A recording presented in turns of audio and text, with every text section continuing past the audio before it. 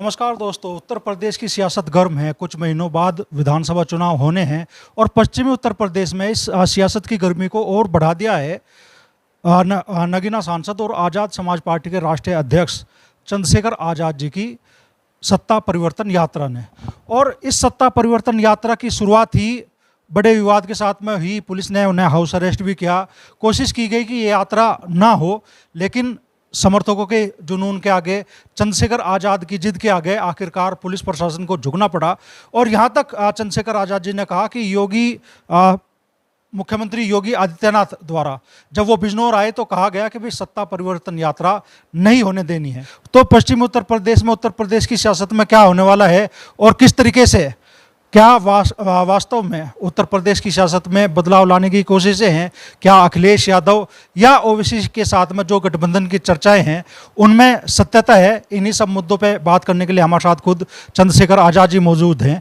तो सबसे पहले तो आपकी यात्रा शुरू हुई तो बड़े विवाद के साथ हुई। पुलिस प्रशासन ने रोकने की कोशिश की और लगातार जहां भी आपकी रैली हमने देखी कि परमिशन देने में देरी की गई या मौके पे ही स्थान बदले गए। तो इस बार जब सत्ता परिवर्तन यात्रा की शुरुआत हुई तो उसे भी रोकने की कोशिश की गई। इन कोशिशों को कैसे देखते हैं आप? देखिए बालियान जी, अगर आप इतिहास पढ़ोगे, भारत का दुनिया का इतिहास पढ़ोगे, किसी ने भी कुर्सी आसानी से नहीं छोड़ी है। राजतंत्र में भी और लोकतंत्र में तो नेता जब कुर्सी से चिपक जाते हैं तो वो पूरा प्रयास करते हैं कि कुछ भी हो जाए वो कुर्सी नहीं छोड़ेंगे। लेकिन महान जनता के हाथ में, लोकतंत्र में, संविधान के जरिए वो शक्ति है कि वो जिसको चाहे कुर्सी बिठा दे, जिसको चाहे कुर्सी से उठा के फेंक दे। उत्तर प्रदेश में जिस तरह के हालात आज हैं और देश में जो हालात है, क्योंकि देश में भी डबल इंजन की सरकार ये कहते हैं, लेकिन मैं तो कहूँगा कि ट्रिपल इंजन की सरकार है, क्योंकि जो छोटी इकाइयाँ हैं, चाहे पंचायत अध्यक्ष हों जिला पंचायत के, चाहे मेयर हों, चेयरमैन, बड़े पैमाने पर भारतीय जनता पार्टी को जनता ने आशीर्वाद दिया है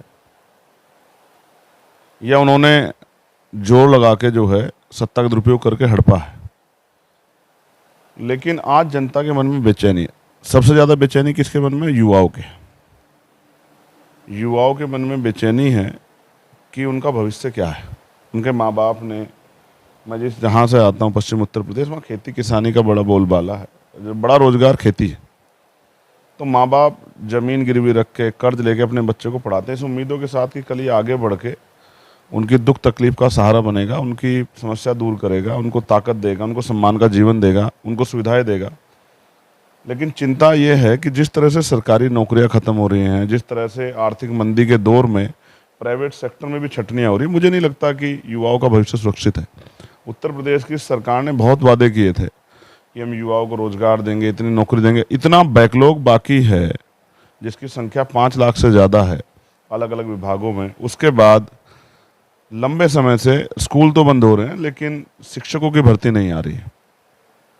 कोई भर्ती ऐसी जिसका पेपर लीक नहीं होता। नीट जैसे पेपर लीक हो जाते हैं, एसएससी जीडी की भर्ती में अव्यवस्था हो जाती है, पुलिस की भर्ती का पेपर लीक हो जाता है, सीबीएसई का रिजल्ट जो है पेपर लीक हो जाते हैं, 12वीं के बोर्ड के पेपर लीक हो जाते हैं। इसका मतलब ये सरकार जो लीक नहीं रोक पा रही है, ये सरकार जो नौजवानों का भविष्य सुरक्षित नहीं रख पा रही है, तो नौजवानों में चिंता है। और वो ये चाहते हैं कि ये जो हम पे यात्रा का नाम आया सत्ता परिवर्तन यात्रा, ऐसा थोड़ा है कि हमने घर में बैठ के तय कर लिया। जो जनमत है वो ये चाहता है कि सत्ता परिवर्तन हो। लोकतंत्र में सत्ता का परिवर्तन होना बहुत इंपॉर्टेंट है, क्योंकि जब सत्ता परिवर्तन होगी तभी तो दूसरे आदमी को काम करने का मौका मिलेगा और निरंकुशता जो है वो खत्म होगी। लगातार अगर लंबे समय कोई रह जाए तो निरंकुश हो जाता है। ऐसा पहली सरकारों में भी हुआ है। केंद्र में आप लोगों ने देखा, देखिए इमरजेंसी जैसे समय देखे। और ये सरकार भी जिस तरह निरंकुश हो गई है, 135 करोड़ की मुनाफा देने वाली कंपनी को 121 करोड़ में बेच रही है।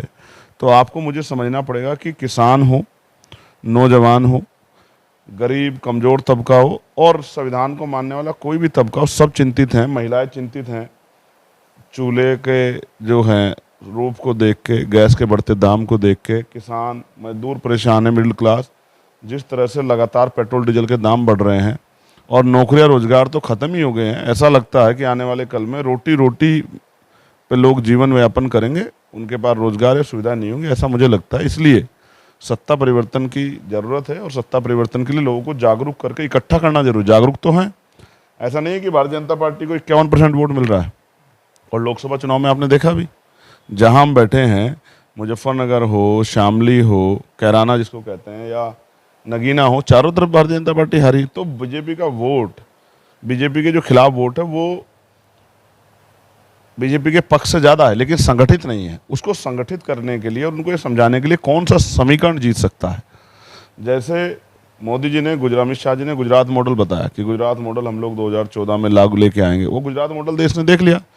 सारे सरकारी इंस्टीट्यूशन को बेचो, अपने पूंजीपति मित्रों को दो, जमीनों को एक बड़ी कंपनियों को सौंप दो और राज करो। और चुनाव में लाडली बहन योजना और ये योजना और योजना के नाम पर नगद पैसा दो, वोट को खरीद लो और फिर SIR से वोट की चोरी करो। EVM पे जो है तमाम तरह के सवाल खड़े होते हैं। ये गुजरात मॉडल सबने देख लिया। लेकिन मैं लोगों से कह रहा हूँ कि वो नगीना मॉडल को भी एक बार देखें। नगीना मॉडल भी किसान, मजदूर, नौजवान, महिलाओं का और व्यापारियों का, शोषितों का एक मजबूत मॉडल है। और उस मॉडल के जरिए उत्तर प्रदेश में सत्ता परिवर्तन हो सकती है, क्योंकि 2022 में एक बड़ा अलायंस बना हुआ था विपक्ष का, लेकिन वो सत्ता को प्राप्ति नहीं कर पाया। लगभग जो है 100-125 सीटों के आसपास रुक गया। और पश्चिम में तो बहुत जो है बड़ी पार्टियों के अलायंस के बाद भी बहुत अच्छे परिणाम नहीं आए। 94 सीटें हैं आगरा, अलीगढ़ और सहारनपुर, मुरादाबाद, मेरठ मंडल में 31 सीटें जीता था विपक्ष। और लेकिन मैं कह रहा हूँ नगीना मॉडल को अपनाओगे तो 80% सीटें जीत जाएंगे हम लोग। तो इसलिए मैं लोगों के बीच में जाके जो 32 मुद्दे हम लोगों ने पंपलेट छपा के दिए कि इनको हम करेंगे, हमारी प्रतिज्ञा है। जैसे बाबा साहब ने प्रतिज्ञा की थी कि मैं हिंदू धर्म में पैदा हुआ, ये मेरे बस की बात नहीं थी, लेकिन जब मैं इसकी कुरीतियाँ दूर नहीं कर पाया और ये ऊंच नीच का भाव बना कर रखना चाहता तो मैं हिंदू धर्म में मरूंगा नहीं। तो ऐसी प्रतिज्ञा के साथ हम लोग निकलें कि हम इन 32 प्रतिज्ञाओं को पूरी करेंगे, जिसमें कक्षा 1 से 12 तक जो है फ्री पढ़ाई बच्चों के लिए, हर जाति धर्म के बच्चों के लिए, जिसमें अच्छी स्वास्थ्य सेवाएं। आज आप जाओ हॉस्पिटल में, डॉक्टर नहीं मिलेगा, दवाइयाँ नहीं मिलेगी, टेस्ट नहीं होंगे, सुविधाएं नहीं मिलेंगी, गंदगी मिलेगी, सफाई नहीं मिलेगी। लेकिन ये सब सरकारी हॉस्पिटलों में क्यों? प्राइवेट में तो जो एक व्यक्ति के पैसे से चल रहा है, ये तो सरकार के पैसे से चल रहा है। यहाँ तो ज़्यादा सुविधाएं होनी चाहिए, स्कूलों में ज़्यादा सुविधाएं होनी चाहिए, अच्छी पढ़ाई होनी चाहिए, लेकिन टीचरों को आपने लगा दिया है। कभी आप SIR में लगा देते हो, कभी आप पोलियो में लगाते हो, कभी आप किसी मकानों गणना में लगा देते हो, लेकिन आप तो शिक्षण कार्य जो महत्वपूर्ण है वो ले ही नहीं रहे हो। तो इसलिए मैं मानता हूँ कि सत्ता परिवर्तन की आवश्यकता है नौजवानों के लिए, महिलाओं को उद्योग धंधे लगा के, कुटीर उद्योग लगा के रोजगार देने के लिए, ग्रामीण क्षेत्रों को विकास से जोड़ने के लिए, वहाँ उसकी कनेक्टिविटी बढ़ाने के लिए, वहाँ जो है रोजगार लाने के लिए। जैसे चौधरी महाराज सिंह भारती जी ने अपना जो है पूरा मैनिफेस्टो दिया है, पूरी नीति दी है कि किस तरह से ग्रामीण इकोनॉमी को बढ़ाया जा सकता है। आज ज़रूरत है कि हम लोग उसको बढ़ाएं, किसान, मजदूर, नौजवान, व्यापारी सबको सुरक्षित करें, कानून व्यवस्था अच्छी करें और सबको साथ लेके चलें। तो जब यात्रा शुरू हुई बिजनौर में तो आपको डिटेन किया गया, फोर्स लगाई गई, रोकने की कोशिश की गई, फिर अधिकारियों से आपकी वार्ता हुई, उसके बाद यात्रा को अनुमति मिली और उस रोज़ आपने एक चेतावनी दी कि अगर यात्रा को अनुमति ना दी गई तो आज शाम को 8 बजे आके मैं लाइव कुछ ऐलान करूंगा। और उस दौरान आपने एक हिंट दिया कि जैसे जिस तरीके से बाबा साहब ने कहा था कि भाई हिंदू धर्म में पैदा होना मेरे हाथ में नहीं था, लेकिन आगे की चीज़ें जो आपने कही, तो क्या इस तरह का कोई बड़ा कदम, हिंदू धर्म छोड़ने का ऐलान, इस तरह का ऐलान करने की भी सोच थी क्या? कि आप ये महसूस करके देखिए कि लोकतंत्र में कोई चुनावा सांसद अपने ही क्षेत्र में धन्यवाद सभा करके सत्ता परिवर्तन यात्रा नहीं निकाल सकता है। लोकतंत्र है ये। हम सत्ता से खुश नहीं हैं तो हम सत्ता परिवर्तन करना चाहते हैं, हम लोगों को संदेश देना चाहते हैं, उनको एकजुट करना चाहते हैं, तो हम सत्ता परिवर्तन यात्रा निकालेंगे ही। हम विरोध के लोग हैं तो सत्ता के पक्ष में थोड़ी यात्रा निकालेंगे। लेकिन सरकार इतनी डरी, 2 दिन पहले मुख्यमंत्री आते हैं, परमिशन हमारी पड़ी हुई, हम लोग परमिशन मांग रहे हैं, संवैधानिक दृष्टिकोण से कार्यक्रम करना चाहते हैं, लेकिन परमिशन नहीं दे रहे, उल्टा मुझे डिटेन कर रहे हैं। ये इसी नए उत्तर प्रदेश की बात और इसी मॉडल की बात करते हैं भारतीय जनता पार्टी के लोग कि वो लोकतंत्र की हत्या करेंगे, संविधान की हत्या करेंगे और कहेंगे कि हम 50 साल राज में रहेंगे। मैं आपको ये कह रहा हूँ कि लोकतंत्र का मतलब है कि सबको बराबर के अवसर और आज़ादी। हम सत्ता परिवर्तन यात्रा निकाल रहे हैं, सरकार कोई भी यात्रा निकाले। उन्होंने हर साल, अभी वो 2026 में तो 12 साल पूरे होने पे केंद्र सरकार के बहुत सारी जो है नई यात्रा निकालेंगे, नई योजना चलाएंगे, तो आपको तो कोई नहीं रोकेगा। तो अगर आपको सत्ता मिल गई तो ऐसा थोड़ा है कि आप लोगों से उनकी बात रखने का अधिकार छीन लोगे। कॉन्स्टिट्यूशनल जो राइट है, आर्टिकल 19, आर्टिकल 20, 21 ये छीन लोगे, उनकी स्वतंत्रता को खत्म कर दोगे। तो इसलिए मैंने उनसे नाराजगी जाहिर की। मैंने कहा आपको लीगली वो दिखा दो मुझे कि जहाँ कहीं हम गलत कर रहे हैं तो आप कार्रवाई कर देना। तो मजबूरी में फिर उनको छोड़ना पड़ा। सिर्फ छोड़ा नहीं है, बैनर उतार दिया हमारी आंखों के सामने, जिससे हम विरोध करें, कोई विवाद हो जाए, हम पे कोई आरोप लगे, हम गुस्सा करें, तो हम उसको भी खून के घूंट को पी गए। फिर जो है हमारे बैनर पे महापुरुषों की तस्वीर लगी, उनको फाड़ा गया हमारे आंखों के सामने, उन पे उनको जो है ट्रैक्टर ट्रॉली में रख के अपमानित करके उनके ऊपर कर्मचारी खड़े होकर गए। हमने सब अपनी आंखों से देखा। जब हमने वीडियो हमें दिखाई गई तो हमें तकलीफ हुई, हमने अधिकारियों से इस बात की जो है विरोध भी दर्ज कराया, लेकिन ये सब सत्ता के अहंकार में करा जा रहा था, इस पूरे बहुजन समाज को अपमानित करने। और यही नहीं है, बहुत सारे नेताओं को आज हमारी सोचे हम शामली में रैली, आज हमारी सभा है, तो शामली के नेता अगर डिटेन हो जाएंगे तो फिर लोग कहाँ से तैयार होंगे, लोगों कौन लेके आएगा, लोगों को इकट्ठा कौन रखेगा, मंच कौन संभालेगा। तो आपने हमारे बहुत सारे पदाधिकारी, 2 बड़े बड़े नेता हमारे जो हैं, जो एक एक विधानसभा स्तर के क्या नाम तैयारियां कर रहे हैं, उनको आपने नज़रबंद कर दिया उनके सैकड़ों साथियों के साथ। तो आपने यात्रा को कमज़ोर करने के लिए पूरा प्रयास किया। जो हमने हमारे साथियों ने गाड़ियाँ की, आपने ड्राइवर को अरेस्ट कर लिया। तो इतना दमन आपने कभी नहीं देखा होगा। तो इमरजेंसी जैसा दौर है, बस ये घोषित नहीं है, वो घोषित थी। वहाँ भी नागरिकों के राइट थे, यहाँ तो नागरिकों के राइट भी ये सरकार छीन रही है। इसलिए मैंने कहा कि अगर ये सरकार दमन करेगी तो इस दमन के खिलाफ कोई भी बड़ा फैसला लिया जा सकता है, क्योंकि महापुरुषों के मिशन को तो हम लोग छोड़ नहीं सकते हैं, ना उससे पीछे हट सकते हैं। लोगों से जो वादे किए उनको भी हमें पूरा करना है। तो उस बीच में जो भी कठिनाइयाँ आ रही है, उनको जिस तरह रिजोल्व करना पड़ा, वो फैसले हम लोग लेंगे। और मैं आज आपको फिर कह रहा हूँ, हर तरह का फैसला लिया जाएगा, लेकिन जब तक ये जीवन है, ये जीवन बहुजन समाज के नाम समर्पित है, भारतीय संविधान के नाम समर्पित है, लोगों के हक अधिकार के नाम समर्पित है, उस पर मैं किसी भी कीमत पर रुकने वाला नहीं है। व्यक्तिगत तौर पर मैं बता रहा हूँ। आपने आरोप लगाया कि भाई सीधे मुख्यमंत्री जब बिजनौर आए तो वो कहेगा कि भाई सत्ता परिवर्तन यात्रा नहीं होने देनी है। मुख्यमंत्री जी ने इस तरह के आदेश दिए। मैं आपसे जानना चाहता हूं कि सरकार के सारे फैसले तो मुख्यमंत्री लेते हैं, और अब जैसे आज आप कह रहे हैं कि भाई दिल्ली में एक प्रदर्शन है, आपने उसका जिक्र किया अपनी बात में, तो उस प्रदर्शन को कौन रोक सकता है, मुझे बताओ। किसके पास इतनी ताकत है? सरकार के पास। तो सरकार ही रोकेगी ना। तो अगर जिलाधिकारी और एसएसपी और डीआईजी और कमिश्नर ये कह रहे हैं कि भाई यात्रा नहीं होने देंगे, किसके आदेश पे? अगर कोई कानूनी काम हो रहा है, उसको रोका जा रहा है, यानी कि दबाव बनाया जा रहा है, कानून का वॉयलेशन किया जा रहा है, तो इसका मतलब किसी के तो आदेश पे किया जा रहा होगा ना। अधिकारी तो इस तरह का निरंकुशता नहीं कर सकते हैं, कानून खिलाफ जाकर काम नहीं कर सकते। तो वो कौन है आदमी जिसके हिसाब पे जिला प्रशासन, मंडल प्रशासन कार्य कर रहा है? तो वो मुख्यमंत्री है। इसलिए मैं सीधा कह रहा हूँ कि मुख्यमंत्री ये सब कर रहे हैं। मैंने तो उत्तर प्रदेश में देखा है कि बांग्लादेश में कोई मरता है, उत्तर प्रदेश में यात्रा होती है। पाकिस्तान में कोई मरता है, उत्तर प्रदेश में यात्रा होती है। इजराइल में कोई मरता है, इजराइल में कोई परेशानी आती है, उत्तर प्रदेश में यात्रा होती है। लेकिन अगर उत्तर प्रदेश के लोग अपने अधिकारों के लिए उत्तर प्रदेश में यात्रा करना चाहे तो उत्तर प्रदेश में यात्रा नहीं होगी। तो ये कौन सा उत्तर प्रदेश है? ये इनका नया उत्तर प्रदेश है। हम नए उत्तर प्रदेश नहीं चाहते, हम न्यायपूर्ण उत्तर प्रदेश चाहते हैं, जहाँ कानून सबके लिए समान हो।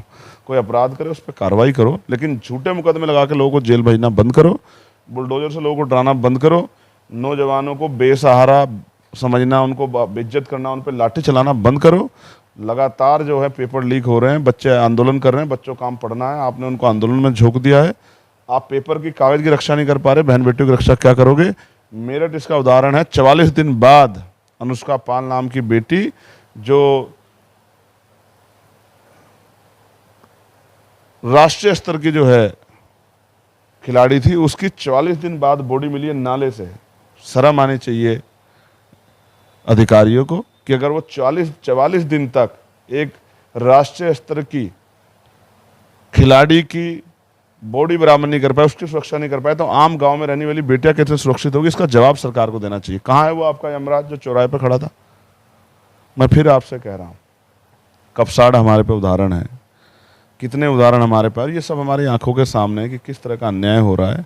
एफआईआर नहीं लिखी जाती, गिरफ्तार नहीं जाती, और चरित्र हनन होता है। जो अपने आप को मीडिया कहता है, वो बिकाऊ मीडिया चरित्र हनन करता है बेटियों का। हम अपनी आंखों से देख रहे हैं किस तरह का जुर्म सरकार में हो रहा है। जनता जवाब देगी, मेरी बात को आप याद रखना।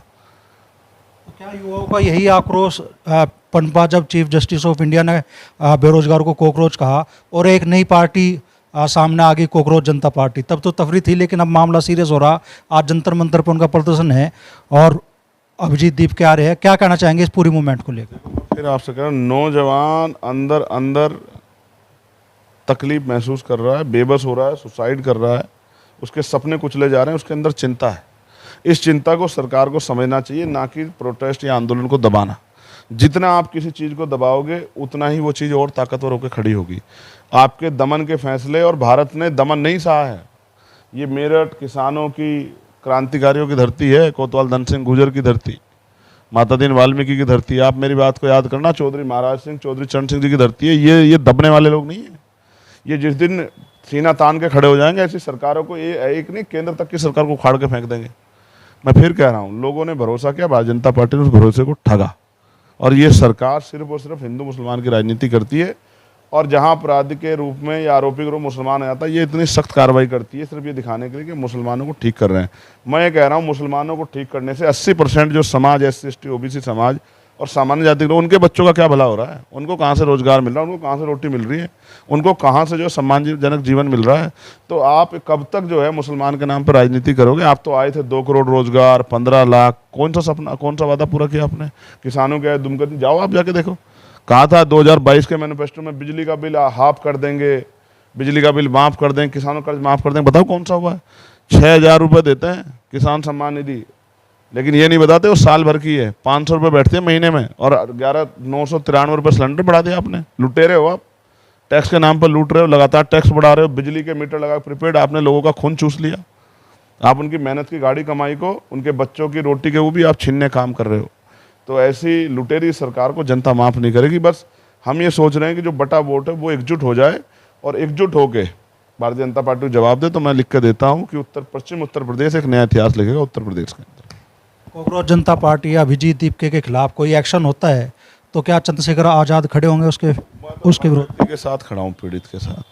और जिन मुद्दों को वो नौजवान उठा रहे हैं, उन मुद्दों को तो मैं लगातार कह रहा हूँ, चाहे वो पेपर लीक का मामला हो, चाहे वो भ्रष्टाचार का मामला हो, चाहे वो जो है सुप्रीम कोर्ट और हाई कोर्ट का जो बदला हुआ रुख है, और कहीं कहीं सरकार करीब नजर आता है। जैसे सुप्रीम कोर्ट के जज कहते हैं 27 लाख वोट इस बार नहीं गिरी तो अगले बार गिर लेना। मतलब संविधान का जितना वॉयलेशन सुप्रीम कोर्ट के जरिए देखने को मिल रहा है, इतना वॉयलेशन तो आम जनता या नेता भी नहीं कर पा रहे हैं। जिस सुप्रीम कोर्ट की जिम्मेदारी हाई कोर्ट की, वो संविधान का की रक्षा करे, वही सुप्रीम कोर्ट कह रहा है। और वो जो SIR करा रहे हैं वो सलाहकार हो जा रहे हैं मुख्यमंत्री के। और जिस तरह से चुने हुए सांसद पीटे जा रहे हैं, पार्टियां टूट रही है, इसको उसके अलावा क्या, कौन से लोकतंत्र की हत्या मानोगे आप? और आप कह रहे हैं कॉकरोच के आधार नाम पे अपमान हुआ। मैं कह रहा हूँ इससे ज़्यादा जो सुसाइड करने के लिए उनका भविष्य चौपट हो रहा है, इससे बड़ा अपमान क्या होगा नौजवानों का? तो नौजवान, क्योंकि भारत जातियों में बटा हुआ देश है और इस जातियों की खाइयों को बनाया गया है जिससे लोग एकजुट ना हो, इसलिए इस सोचे समझे षड्यंत्र को ख़त्म करने के लिए हम ये संदेश यात्रा जो है, सत्ता परिवर्तन यात्रा के रूप में, भाईचारा के रूप में इसको आगे बढ़ा रहे हैं। और अपील कर रहे हैं किसान, नौजवान से, कमज़ोर तबकों से, महिलाओं से, पढ़े लिखे लोगों से, कर्मचारियों, अधिकारियों से, कि वो एकजुट हो जाएं और उनके मुद्दों को हम लोग जो हैं, उनके सपनों को साकार करेंगे, उनके बच्चों को अच्छा जीवन देंगे। 753 रुपये न्यूनतम वेतन है जो तय किया गया है केंद्र द्वारा न्यूनतम वेजेस के रूप में, वो उसका लाभ नहीं मिल रहा है उत्तर प्रदेश में।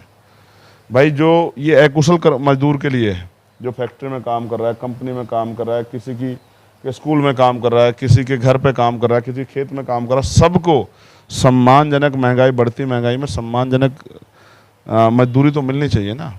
तो क्यों नहीं दिला पा रही सरकार? क्योंकि ये सरकार गरीबों को नोचने वाली सरकार है, गरीबों को ताकत देने वाली सरकार नहीं। आप जनता को तो जगाने निकले हैं, लेकिन विपक्ष के बड़े नेता क्या समझ पा रहे हैं इस बात को? अखिलेश यादव, राहुल गांधी या दूसरी पार्टियां क्या समझ पा रही है इस बात को कि नगीना मॉडल जो कह रहे हैं, आप कह रहे हैं कि भाई बाकी सबको एकजुट होना पड़ेगा बीजेपी के खिलाफ, क्या अखिलेश यादव, राहुल गांधी या दूसरे नेताओं को समझ में आ रही है कि ये बात? समझ जाए। कौन मान रहा था तमिलनाडु में कि भाई इतना जो है बदलाव हो जाएगा? तो जनता है, जनता मालिक होती है। जनता जब तय कर लेती है, ये पश्चिम के और पूर्व के और बुंदेलखंड के ये लोग तय कर लें कि भाई चलो हमें आज़ाद समाज पार्टी को ताकत देनी है, तो ये खड़े रह जाएंगे नेता। नेताओं की जेब में वोट है क्या? कौन संघर्ष कर रहा है सड़कों पे? कौन लड़ रहा है?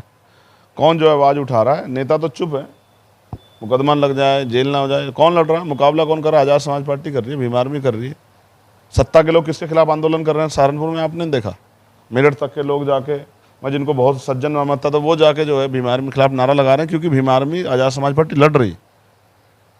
और मैं फिर कह रहा हूँ, ये अन्याय के खिलाफ मुकाबला है और ये मुकाबला जारी रहेगा, इससे हम हटने वाले नहीं है। मैं आपको स्पष्ट कर रहा हूँ, गाय को राष्ट्रमाता का दर्जा 2015 में मुख्यमंत्री जंतर मंतर के आंदोलन पर जाके बैठ के बोले, गेरुआ वस्त्र पहन के, संतों का वस्त्र पहन के, और आज कह रहे हैं कि मात्र भाई ये तो वैसे तो है ही माता, हम लोग मानते हैं इसको, राष्ट्रमाता के दर्जे क्या जरूरत है? क्यों बदल गया आप?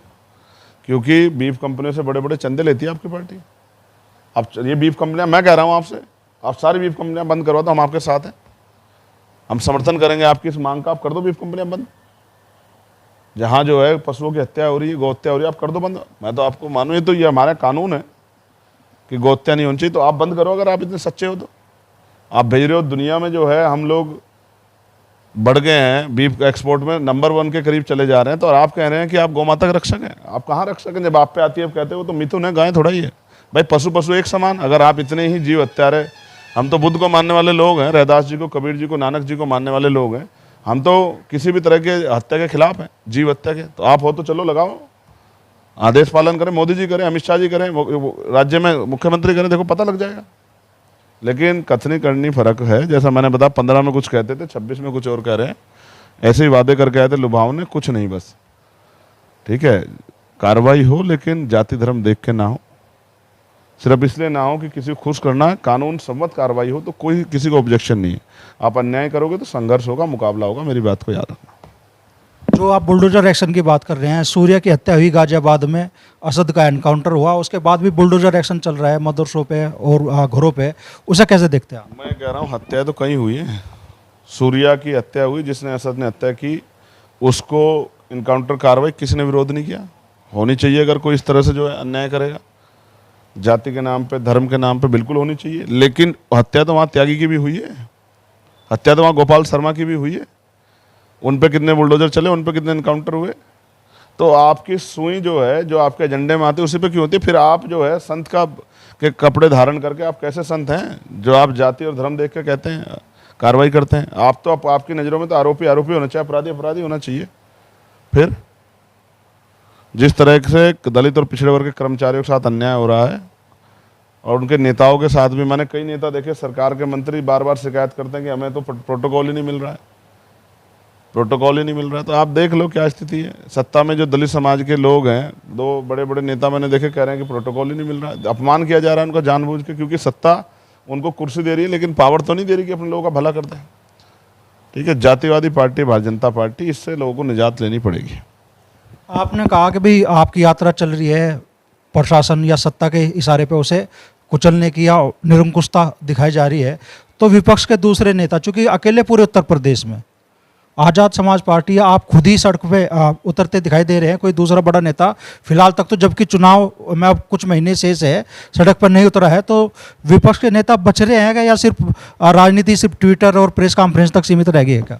जब वो चुनाव लड़ने आएंगे तब तक हम लोगों को तैयार कर चुके हैं। लोग उनसे हाथ जोड़ कहेंगे कि आप अगली बार आना, इस बार हम चंद्रशेखर आज़ाद भाई के साथ खड़े हैं। आप मेरी बात को याद रखना। और मैं आज कह रहा हूँ आपके चैनल पे, यहाँ आपके दर्शकों को, देखो ना हम हिंदू के साथ बुरा होने देंगे, ना मुस्लिम के साथ बुरा होने देंगे, ना हम सिख के साथ बुरा होने देंगे, ना हम जैन के साथ, ना बौद्ध के साथ, ना ईसाई के साथ।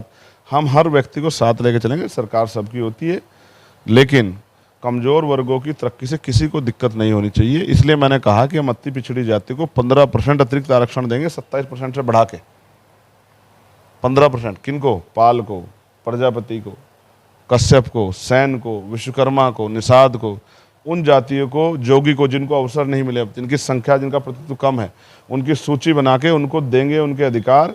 जिससे 100 नौकरियाँ आए तो 15 उनके बच्चों तक भी पहुँचे, 100 IAS IPS बने तो 15 उनके परिवारों के बने, क्योंकि उनकी संख्या कम है इसलिए उनका प्रतिनिधित्व कम है। और उनको टिकट भी देंगे। मैं कह रहा हूँ कम से कम 100 टिकट हम अति पिछड़ी जातियों को देंगे उत्तर प्रदेश में, जिनको अवसर नहीं मिला, उन जातियों को देंगे। उनको ताकत लगाएंगे, विधायक बना के विधानसभा भेजें, और अवसर बनने पर उनको मंत्री बनाएंगे।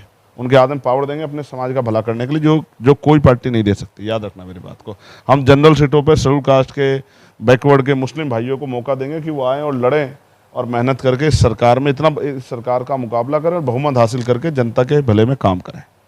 महिलाओं के साथ भी आप बैठ के कर रहे हैं, और उसमें सबसे बड़ा मुद्दा आप रख रहे हैं शराबबंदी का। आप कह रहे हैं कि भाई आज़ाद समाज पार्टी की सरकार आई तो यूपी में शराबबंदी लागू होगी। जानबूझ के ठेके बहुजन समाज की बस्तियों के आसपास खोले। हमें ठेकों की जरूरत है नहीं, हमें लाइब्रेरी की जरूरत है, हमें स्कूल की जरूरत है, हमें हॉस्पिटल की जरूरत है, हमें कुटीर उद्योग की जरूरत है, हमें उद्योग धंधों की जरूरत है, हमें ठेकों की जरूरत है ही नहीं भाई। इसलिए मैं कह रहा हूँ कि जितने ठेके बने हैं उन सबको कन्वर्ट करके लाइब्रेरी बना देंगे, कंप्यूटराइज AC वाली लाइब्रेरी बच्चों के पढ़ने के लिए। और जहाँ ये जो शराब का जो खेल है, नशे का जो खेल है, इसको बंद करके युवा का संरक्षण करेंगे, युवा की शक्ति का संरक्षण करेंगे, युवा को ताकत देंगे, उसको उसकी शक्ति का एहसास कराएंगे। और युवा को जो कमज़ोर किया जा रहा है षड्यंत्र करके, नशे में धकेल के, इसको बंद करेंगे। कितने ही परिवार नशे की वजह से टूट जाते हैं, कितनी दुर्घटनाएं नशे की वजह से होती है, लोगों की जान जाती है। मैं ज़मीन पर रहता हूँ, लोगों के बीच में जाता हूँ, मेरे पास सैकड़ों से उदाहरण हैं कि हर महीने सैकड़ों लोग जो हैं एक ज़िले में वो नशे के कारण दुर्घटना के शिकार होकर उनकी जान जाती है। कितने उदाहरण हैं कि परिवार आपस में टूट जाते हैं, हिंसा होती है महिलाओं के साथ। इन सब चीज़ों को रोकने के लिए अगर आसान काम है शराबबंदी, तो ये करेंगे हम लोग, मैं आपको बहुत स्पष्ट रूप से कह रहा हूँ। आखिर में बहन जी की भूमिका आप क्या देख रहे हैं 2027 में? बहन जी किस तरफ खड़ी होंगी? चूँकि बहुत सालों से चर्चा चलती है, कई चुनावी चलते हैं कि भाई बहन जी के जितने भी पैतरे होते हैं, चुनावी रणनीति होती है, वो भाजपा को लाभ पहुंचाने वाली होती है। देखिए बहन जी कहाँ खड़ी है ये तो समाज देख रहा है, मीडिया देख रहे हैं, सब लोग देख रहे हैं। और मेरी जो पूरा फोकस है वो आज़ाद समाज पार्टी काशीराम पे कि आज़ाद समाज पार्टी काशीराम कहाँ खड़ी होगी। मैं एक कार्यकर्ता होने के नाते आज़ाद समाज पार्टी काशीराम का मुझे क्योंकि जो सम्मान मिला है, जो अवसर मिले, इसी पार्टी की वजह से मिले हैं। तो मैं तो ये चाहूँगा कि आज़ाद समाज पार्टी सत्ता के शिखर पे खड़ी हो और जनता की सरकार बन के जनता का भला करे। 2027 में उत्तर प्रदेश का मुख्यमंत्री आज़ाद समाज पार्टी कोई कार्यकर्ता बने, ऐसी मेरी इच्छा है। मुझे और किसी दूसरी पार्टी से कोई मतलब नहीं। हमारा सीधा मुकाबला भारतीय जनता पार्टी, वो सत्ता में है और हम विपक्ष में, हम लड़ रहे हैं और उनको हराने के लड़ रहे हैं। तो मैं किसी दूसरे के बारे में क्यों कोई टिप्पणी करूँ? सब अपने सहूलियत के हिसाब से, आज के वर्तमान के हालात के हिसाब राजनीति कर रहे हैं। मैं किसी पे कोई टिप्पणी नहीं करना चाहता। मैं विपक्ष पे, सत्ता से मुकाबला, सत्ता को सबक सिखाएंगे और जो अन्याय उन्होंने किया, जिस तरह दमन किया, उनको हम लोग इस दमन की सज़ा जनता के आशीर्वाद लेकर वोट की चोट से देंगे। बहन जी से कोई अपील करना चाहेंगे? नहीं, मैं मेरी जो इतनी सारी बहनें जो हैं, करोड़ों बहनें जो यूपी की, उनसे अपील करना चाहूँगा कि वो एक मौका आज़ाद समाज पार्टी काशीराम को दें कि वो आपको घरों तक रोजगार पहुंचा सकें, आपके बच्चों के लिए अच्छी शिक्षा व्यवस्था कर सकें, आपके लिए अच्छी चिकित्सा व्यवस्था कर सकें, आपकी सुरक्षा कर सकें और शराबबंदी जैसा जो या नशे का जो पीड़ा है इससे आपको दूर कर सकें और आपकी आवाज़ बन के आपको ताकत दे सकें और 50% आरक्षण लागू करवा सकें। 33% नहीं, 50%। आखिरी सवाल बस, अखिलेश यादव जी से, राहुल गांधी से, कांग्रेस से, समाजवादी पार्टी से, आज़ाद समाज पार्टी का कोई गठबंधन भी होने वाला है? देखो मैं आपसे फिर कह रहा हूँ, आज़ाद समाज पार्टी जनता के साथ मेहनत करने काम कर रही है। अगर हमें किसी गठबंधन की या उसकी, हमें पता है कि नगीना मॉडल इतना शानदार मॉडल है कि हम पूरे उत्तर प्रदेश में बहुत बड़ी शक्ति बना सकते हैं। हम जनता के बीच इसलिए निकलें कि वो मॉडल की बात को, विशेषता को हम लोगों तक, उसकी शक्ति को हम लोग पहुँचा सकें। वरना मैं अब तक किसी के दफ्तर के मैं बैठ के किसी अलायंस की बातें कर रहा होता। चुनाव तो अक्टूबर नवंबर में होने, मेरी बात को आप याद रखना, आज नोट कर लो आप। चुनाव अक्टूबर नवंबर में होने और सरकार इतनी कमज़ोर है, डरी हुई है, क्योंकि इतने जो है अन्याय किए हैं लोगों पे, इसलिए पंचायत चुनाव नहीं करा पाई।